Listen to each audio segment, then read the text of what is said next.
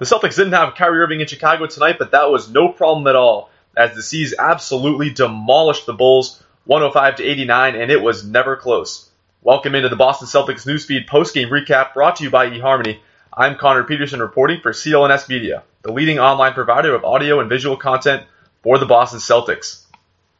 It was over early in this one as the Celtics jumped out to a ridiculous 26-5 lead to start the game, thanks to a stretch that spanned over 5 minutes without a Bulls basket.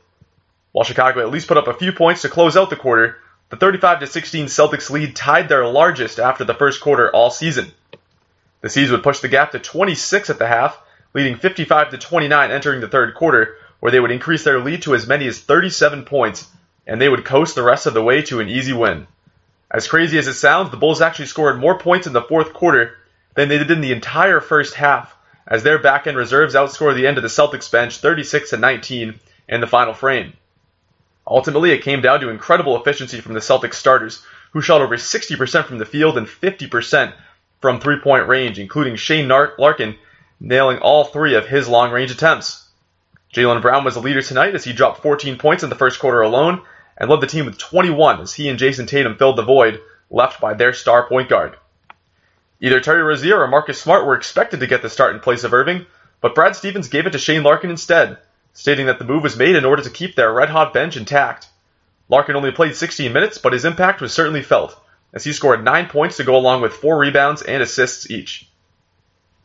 If you're trying online dating, chances are you've run into lazy text messages, dead-end conversations, and random matches that just don't turn into dates. You can't get to know someone just by looking at a photo.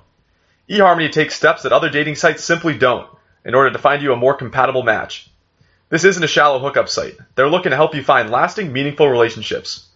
eHarmony uses years of science, data, and psychological research to send you the right matches. Right now, our listeners can get a free month with eHarmony when they sign up for a 3-month subscription. Enter our code BostonCeltics at checkout. Stop waiting and start your journey to a satisfying, meaningful relationship. It can be fun to play around with online dating apps, but when you're ready to fall in love with someone and have a meaningful relationship, there's one app that's built to bring you real love: eHarmony. Come see how eHarmony can change your life. Go to eHarmony.com and get started. Enter our code BostonCeltics at checkout. After taking a ton of heat for his play on Saturday against Houston, Al Horford bounced back tonight, scoring 13 points with 7 rebounds in just 22 minutes as the Celtics improved to 45-20 on the season.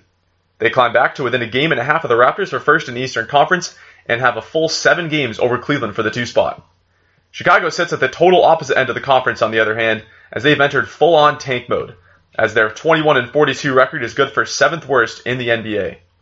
Boston will head to Minnesota for a nationally televised game on Thursday night, with tip-off scheduled for 8 o'clock against the Jimmy Butler-less T-Wolves. Kyrie Irving is expected to suit up after getting a few days to rest the sore knee as well. For more updates, you can head to youtube.com/CLNS Media, as we are going to have locker room video as well as the post-game press conferences up shortly. Until next time, you can follow me on Twitter at cpeterson_15, and be sure to follow CLNS as well at CLNS Media. You can subscribe to the Celtics newsfeed both on iTunes and Stitcher, as well as the CLNS Media Network mobile podcast app. This has been Connor Peterson reporting for CLNS Media.